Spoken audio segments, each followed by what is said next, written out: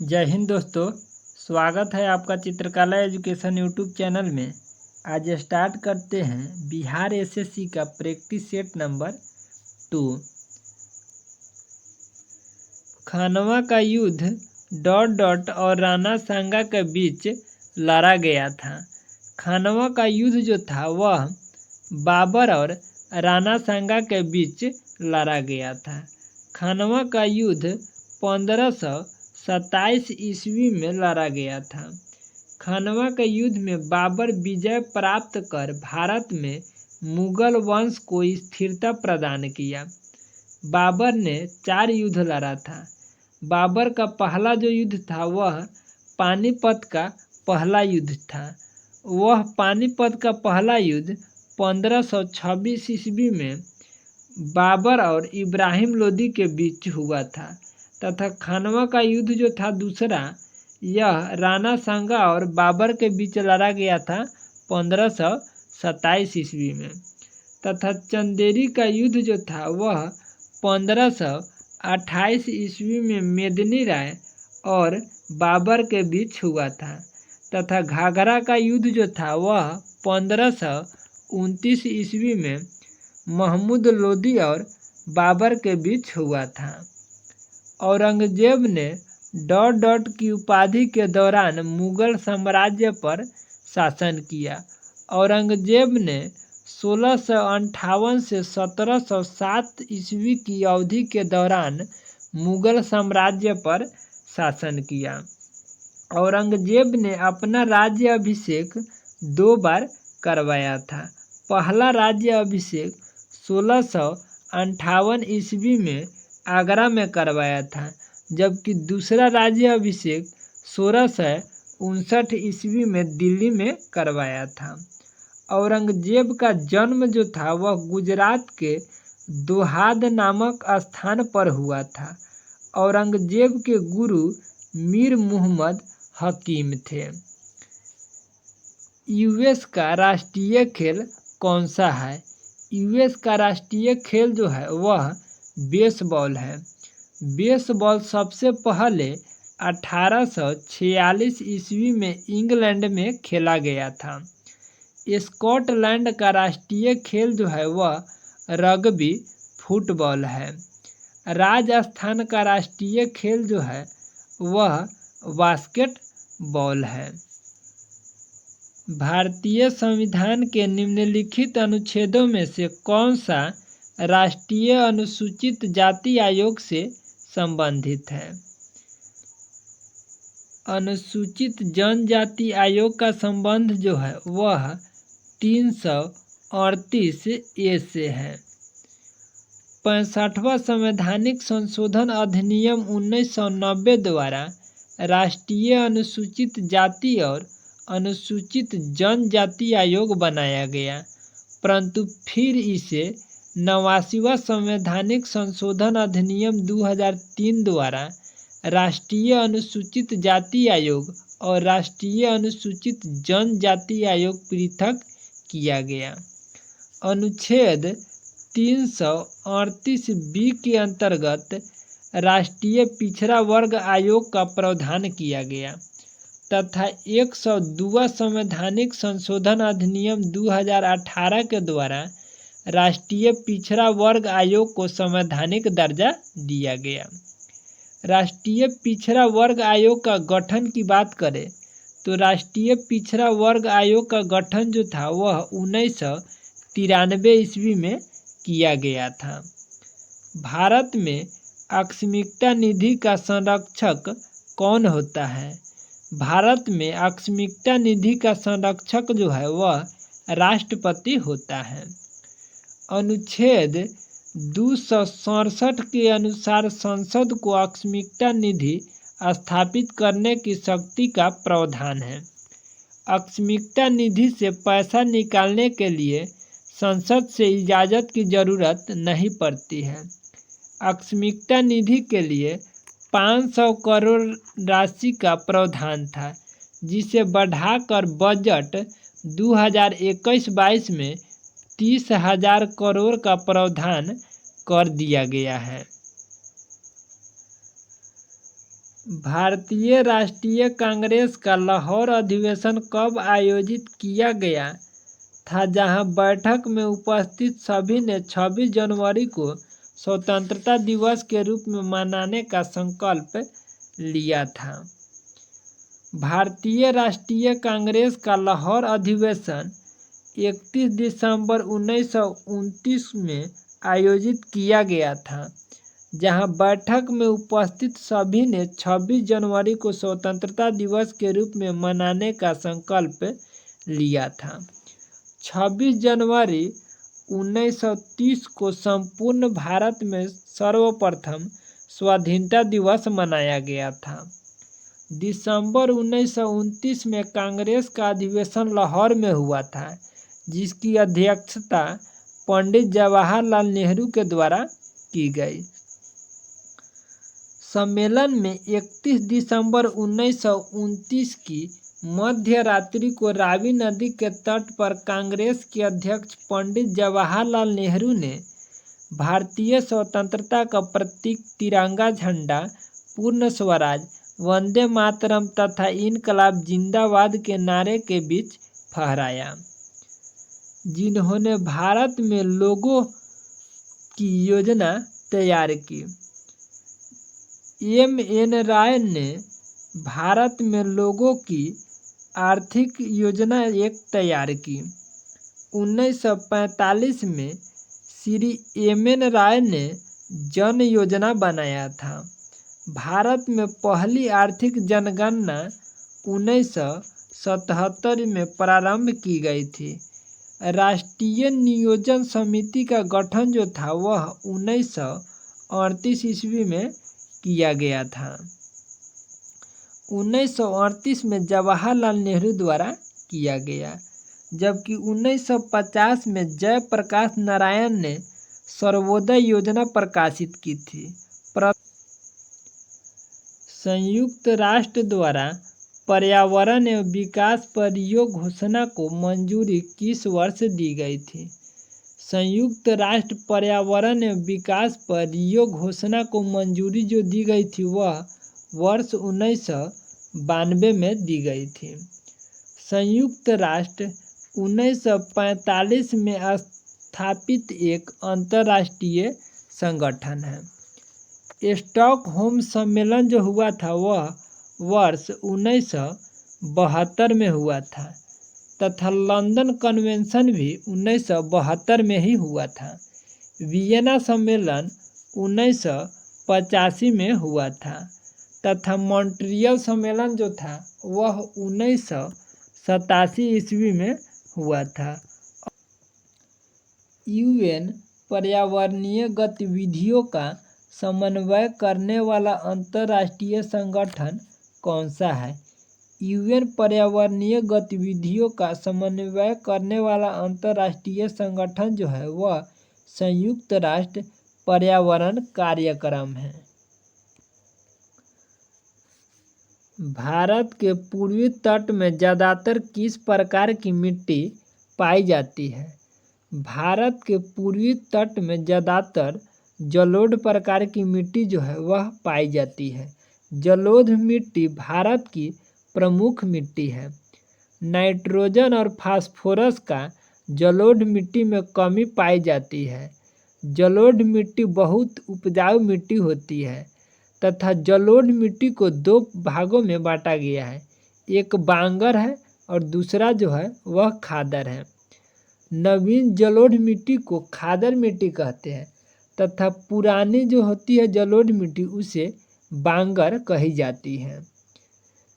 बारी दोआब डॉट के बीच का क्षेत्र है। बारी दोआब जो है वह ब्यास और रावी नदी के बीच का क्षेत्र है। दो नदियों के बीच के उपजाऊ भूमि को दोआब कहते हैं। भारत में सबसे प्रसिद्ध दोआब क्षेत्र जो है वह गंगा यमुना दोआब क्षेत्र है। दोआब क्षेत्र की मिट्टी जो है वह जलोढ़ मिट्टी होती है। कोलकाता बंदरगाह किस नदी पर स्थित है? कोलकाता बंदरगाह जो है वह हुगली नदी पर स्थित है। हुगली नदी के मध्य से कोलकाता बंदरगाह समुद्र से जुड़ता है। हुगली नदी, जिसे भागीरथी हुगली नदी भी कहा जाता है, हुगली नदी पर मुर्शिदाबाद, कोलकाता, हावड़ा जैसे नगर बसा है। इनमें से कौन सा भारतीय राज्य शीर्ष 5 वन आच्छादित प्रदेशों में शामिल नहीं है? पंजाब भारतीय राज्य शीर्ष 5 अनाच्छादित प्रदेशों में शामिल नहीं है। अगर बात किया जाए सर्वाधिक वन क्षेत्रफल वाले राज्य की, तो सर्वाधिक वन क्षेत्रफल वाले राज्य जो है वो प्रथम स्थान पे मध्य प्रदेश है, दूसरे स्थान पे अरुणाचल प्रदेश है, तीसरे स्थान पे छत्तीसगढ़ है। सिंधु और गंगा नदी प्राणियों के बीच जल विभाजन पर कौन सा शहर स्थित है? सिंधु और गंगा नदी प्रणालियों के बीच जल विभाजन पर अंबाला शहर जो है वह स्थित है। सिंधु नदी तिब्बत के मानसरोवर झील के निकट बोखरचू हिमानी से निकलती है। सिंधु नदी में मिठनकोट के पास झेलम, चिनाब, रावी, ब्यास और सतलुज नदियाँ मिलती है। गंगा नदी की बात करें तो गंगा नदी गंगोत्री हिमनद से भागीरथी के नाम से निकलती है। भागीरथी और अलकनंदा की धाराएं सम्मिलित रूप से देवप्रयाग के बाद से गंगा के नाम से जानी जाती है। निम्नलिखित में से कौन सा त्यौहार असम में मनाया जाता है? निम्नलिखित में से रोंगकर त्यौहार जो है वह असम में मनाया जाता है तथा नोंगक्रेम जो है वह त्यौहार मेघालय में तथा चेरोब्लॉज्म त्यौहार मणिपुर में मनाया जाता है। रोंगकर त्यौहार फसल कटाई पर गांव के कल्याण और समृद्धि के लिए मनाया जाता है। उस विकल्प का चयन करें जिसका तीसरे पद के साथ वही संबंध है जो दूसरे पद का पहले पद से है। यहाँ लिखा हुआ है रेडियो, आवाज़, टेलीविज़न, उसके बाद क्या होगा? रेडियो से हमें क्या आवाज़ यानी कि साउंड सुनाई देता है। रेडियो में हमें साउंड सुनाई देता है। उसी तरह टेलीविज़न में हमें क्या देखने को मिलता है? टेलीविज़न में हमें चित्र देखने को मिलता है। उस विकल्प का चयन करें जो बाकी से अलग है। यहाँ लिखा हुआ है काला पान, ईंट, चिड़िया, सोना। सोना को छोड़कर इसमें सभी जो है वह ताश के पत्ते हैं, इसलिए इसका राइट जो आंसर होगा वह सोना हो जाएगा। एक कोड में यदि PEARLS को 8 2 3 7 4 5 लिखा जाता है और JEWELS को 9 2 6 2 4 5 लिखा जाता है, तो इसी कोड में जो है वह WEARS को कैसे लिखा जाएगा? इसमें देखिए W जो है वह यहाँ W 3 नंबर पे है, 3 नंबर पे W दिया हुआ है और यहाँ 3 नंबर पे क्या लिखा हुआ है? 6, तो W के स्थान पे 6 हो जाएगा, लेकिन ऑप्शन में 6 सभी में है। फिर पहले हो जाएगा 6। फिर यहाँ ई को देखिए, ई जो है वह 2 नंबर पे है और 2 नंबर ई के स्थान पे 2 लिखा हुआ है, 6 के बाद 2 हो गया। फिर ए है 3 नंबर पे और 3 नंबर पे क्या लिखा हुआ है? 3, इसलिए इसका हो जाएगा 3। फिर उसके बाद आर जो यहाँ लिखा हुआ है 4 नंबर पे और आर में क्या है? 7, यहाँ पे हो जाएगा 7। और एस का जो है वह लास्ट में एस है 5 नंबर पे, तो एस का हो जाएगा 5। इसका जो राइट आंसर हो जाएगा वह ऑप्शन नंबर ए हो जाएगा। 6 2 3 7 5। उस संख्या का चयन कीजिए जो निम्नलिखित श्रेणी में प्रश्न चिन्ह के स्थान पर आ सकता है। यहाँ लिखा हुआ है 5 के बाद 7, यहाँ जो है वह +2 कर दिया है। फिर 7 के बाद 11 है, यहाँ जो है +4 कर दिया है। फिर 11 के बाद 17 है, यहाँ जो है वह +6 कर दिया है। फिर देखिए 17 के बाद जो है वह 25 है, यहाँ जो है +8 कर दिया है। और फिर उसके बाद 25 के बाद हमको क्या प्लस करना होगा, +10 करना होगा। और 25 के बाद हम 10 प्लस कर देंगे तो हमारा राइट आंसर जो है वह 35 हो जाएगा। यहाँ लिखा हुआ है P जो है वह Q से लंबा है। P जो है Q से लंबा है। P जो है Q से लंबा है। फिर उसके बाद दे रहा है R S से लंबा है। R जो है वह S से लंबा है। R S से लंबा है। S जो है Q से लंबा है। S जो है वह Q से लंबा है। S यहाँ दे रहे हैं, S Q से लंबा हो गया, लेकिन यहाँ दे रहा है S से लंबा कौन है, R। R इसके मतलब है ऊपर हो जाएगा। देखिए P Q से लंबा है, P जो है Q से लंबा है। उसके बाद दे रहा है R S से लंबा है। R जो है S से लंबा है, ये भी सही हो गया। फिर दे रहा है S जो है Q से लंबा है परंतु P से छोटा है। S जो है Q से तो लंबा हो गया परंतु P से छोटा हो गया। अब इसमें पूछा जा रहा है P R से छोटा है, P भी है R से छोटा है, तो कौन सा सबसे लंबा है। सबसे लंबा हो जा रहा है R। इसका राइट आंसर हो जाएगा ऑप्शन नंबर D।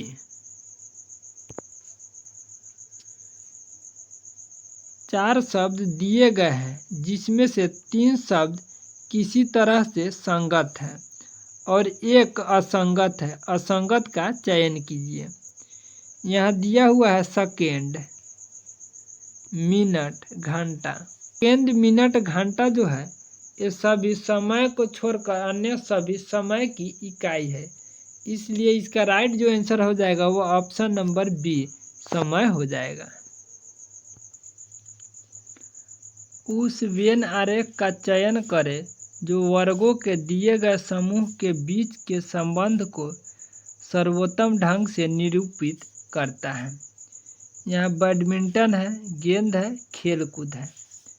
खेल कूद के अंदर ही बैडमिंटन आता है, तो इसमें खेल कूद ये हो गया, इसके अंदर ये बैडमिंटन हो गया, तथा गेंद जो है ये अलग है। इसलिए इसका राइट आंसर जो है वह ऑप्शन नंबर सी हो जाएगा। दिए गए पैटर्न का ध्यानपूर्वक अध्ययन कीजिए और उस संख्या का चयन कीजिए जो इसमें प्रश्न के स्थान पर आ सकती है। यहाँ 3 है, 7 है, यहाँ 20 है, 5 है, 7 है, 24 है, 4 है, 16 है, यहाँ पे क्या होगा। इसको ऐड कर दीजिए। 7 और 3 को ऐड करने के बाद 10 हो जा रहा है। अगर हम 10 का डबल कर देते हैं तो 20 हो जाएगा, तो यहाँ 20 लिखा हुआ है। फिर ये 7 है और 5 है, 7 5 को जोड़ते हैं तो 12 हो जा रहा है, और 12 का डबल कर दे रहे हैं तो 12 दूना 24 हो जा रहा है। इसी तरह 16 और 4 को ऐड कर देंगे, 16 4 को ऐड करने के बाद 20 हो जाएगा, और 20 को हम 2 गुना कर देंगे तो 20 दूना 40 हो जाएगा। इसलिए राइट आंसर हो जाएगा ऑप्शन नंबर डी। कौन सी मिट्टी हिमालय की 3 महत्वपूर्ण नदी प्रणालियों गंगा, सिंधु तथा ब्रह्मपुत्र के मिट्टी जमाव के कारण बनती है। जलोढ़ मिट्टी हिमालय जो है वह 3 महत्वपूर्ण नदी प्रणालियों गंगा, सिंधु तथा ब्रह्मपुत्र के मिट्टी जमाव के कारण बनती है। भारत में सर्वाधिक क्षेत्रफल में जलोढ़ मृदा का विस्तार है। जलोढ़ मृदा उत्तर के विशाल मैदान, पूर्वी तथा पश्चिमी तटवर्ती मैदान तथा राजस्थान के संकरी पट्टी में पाया जाता है। जलोढ़ मिट्टी जो होता है वह सर्वाधिक उपजाऊ मिट्टी होता है तथा जलोढ़ मिट्टी में पोटास, फास्फोरस, अम्ल तथा चूना पाया जाता है। निम्नलिखित में से किस योजना का संबंध वित्त मंत्रालय से नहीं है? निम्नलिखित में से प्रधानमंत्री कौशल विकास योजना का संबंध जो है वह वित्त मंत्रालय से नहीं है। प्रधानमंत्री कौशल विकास योजना की शुरुआत जो किया गया था वह 15 जुलाई 2015 को हुआ था। कौशल विकास और उद्यमिता मंत्रालय के अंतर्गत प्रधानमंत्री कौशल विकास योजना को चालू किया गया था। इसका उद्देश्य युवाओं को मुफ्त लघु अवधि का कौशल प्रशिक्षण प्रदान करना एवं मौद्रिक पुरस्कार के माध्यम से कौशल विकास को प्रोत्साहित करना था। भारत के संविधान के निम्नलिखित में से किस अनुच्छेद में संसद के दोनों सदनों की संयुक्त बैठक का प्रावधान किया गया है? भारत के संविधान के अनुच्छेद 108 में संसद के दोनों सदनों की संयुक्त बैठक का प्रावधान किया गया है। राष्ट्रपति दोनों सदनों की संयुक्त बैठक बुलाता है। संयुक्त बैठक साधारण विधेयक या वित्त विधेयक के मामले में ही आहूत की जाती है। संयुक्त बैठक धन विधेयक या संविधान संशोधन विधेयक के संदर्भ में आहूत नहीं की जाती है। संयुक्त बैठक की अध्यक्षता जो है वह लोकसभा का अध्यक्ष करता है। अध्यक्ष की अनुपस्थिति के कारण जो है वह उपाध्यक्ष करता है। भारत में वस्तु एवं सेवा कर की सर्वोच्च दर कितनी है? भारत में वस्तु एवं सेवा कर की सर्वोच्च दर जो है वह 28% है। भारत में वस्तु एवं सेवा कर की न्यूनतम दर जो है वह 0% है। भारत में वस्तु एवं सेवा कर की शुरुआत जो की गई थी वह 1 जुलाई 2017 से किया गया था। जीएसटी की बात करें तो जीएसटी को ही हिंदी में वस्तु एवं सेवा कर कहा जाता है। इसे इंग्लिश में गुड्स एंड सर्विस टैक्स कहा जाता है। जीएसटी जो है वह अप्रत्यक्ष कर है। किसी राज्य का राज्यपाल किसके प्रसाद पर्यंत अपना पद धारण करता है? किसी राज्य का राज्यपाल जो है वह भारत के राष्ट्रपति के प्रसाद पर्यंत अपना पद धारण करता है।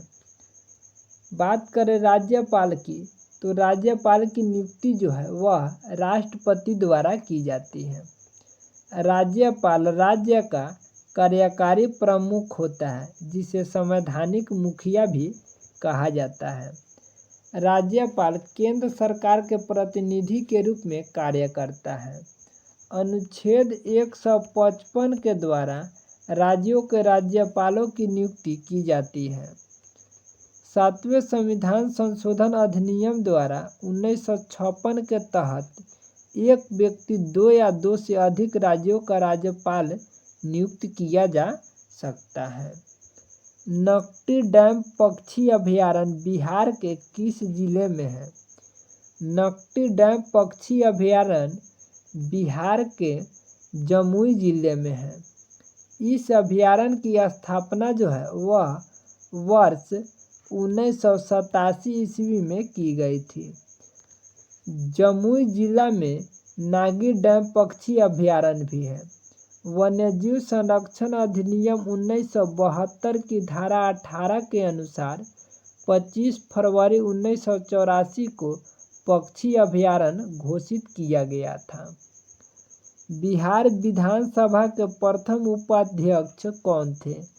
बिहार विधानसभा के प्रथम उपाध्यक्ष श्री अबुल बारी थे। श्री देवशरण सिंह विधानसभा के द्वितीय उपाध्यक्ष हुए थे तथा श्री रामदयालु सिंह बिहार विधानसभा के प्रथम अध्यक्ष हुए थे। क्वेश्चन नंबर 1, मिशन चंद्रयान 3 को कब लॉन्च किया गया? मिशन चंद्रयान 3 को 14 जुलाई 2023 को लॉन्च किया गया। चंद्रयान 3 भारत का तीसरा मिशन है जिसे भारतीय अंतरिक्ष अनुसंधान संगठन द्वारा तैयार किया गया है। इसमें चंद्रयान 2 के समान एक लैंडर और एक रोवर है, लेकिन इसमें ऑर्बिटर नहीं है। क्वेश्चन नंबर 2, चंद्रयान 3 ने चंद्रमा की सतह पर कब लैंड किया? चंद्रयान 3 चंद्रमा की सतह पर 23 अगस्त 2023 को लैंड किया। चंद्रयान 3 को 14 जुलाई 2023 को 2:35 पर सतीश धवन अंतरिक्ष केंद्र श्रीहरिकोटा से लॉन्च किया गया। क्वेश्चन नंबर 3, चंद्रयान 3 भारत का कौन सा मिशन है? चंद्रयान 3 भारत का तीसरा मिशन है। चंद्रयान 3 भारत का चंद्रमा मिशन है जिसका उद्देश्य चंद्रमा का दक्षिणी ध्रुव पर एक रोवर भेजना था। इस मिशन का उद्देश्य चंद्रमा की संरचना को बेहतर ढंग से समझना है। क्वेश्चन नंबर 4, मिशन चंद्रयान 3 के सफल लैंडिंग के बाद भारत चंद्रमा का दक्षिणी ध्रुव पर पहुंचने वाला कौन सा देश बना है? पहला देश भारत बन गया है दक्षिणी ध्रुव पर पहुंचने वाला। क्वेश्चन नंबर 5, चंद्रयान 3 को किस रॉकेट से लॉन्च किया गया है? LVM-3M4 रॉकेट से चंद्रयान 3 को लॉन्च किया गया है। चंद्रयान 3 को LVM-3M4 रॉकेट से लॉन्च किया गया है। इससे पहले GSLV MK3 के नाम से जाना जाता था। LVM-3 का पूर्ण नाम है launch vehicle mark 3। Question number 6, Chandrayaan 3 mission का नेतृत्व किसने किया? चंद्रयान 3 मिशन का नेतृत्व सी रितु कौरिधल के द्वारा किया गया। चंद्रयान 3 मिशन का नेतृत्व सी कौरिधल द्वारा किया गया है। इनका जन्म 1975 में लखनऊ में हुआ। रितु कौरिधल मिशन चंद्रयान 2 का निर्देशक रही है। क्वेश्चन नंबर 7, चंद्रयान 3 मिशन के निदेशक कौन है?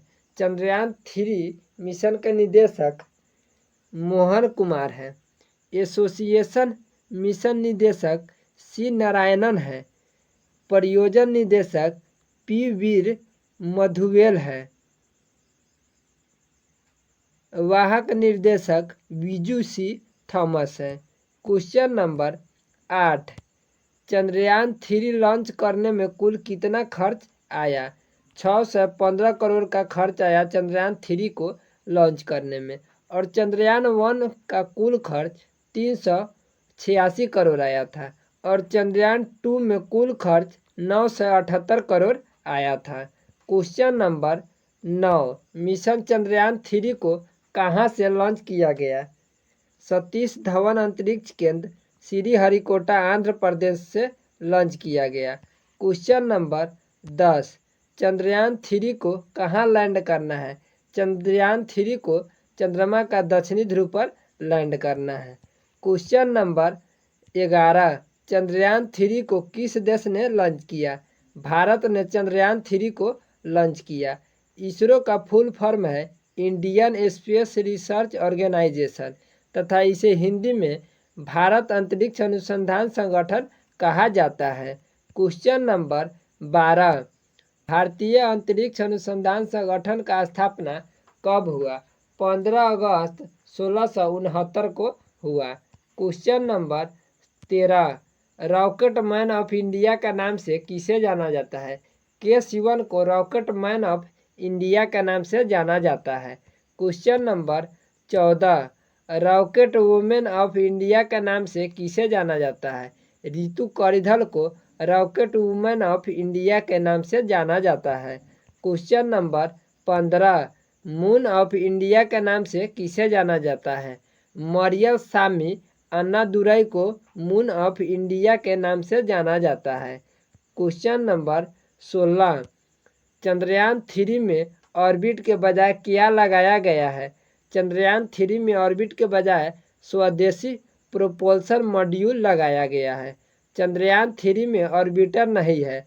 चंद्रयान 2 में लैंडर रोवर और ऑर्बिटर था।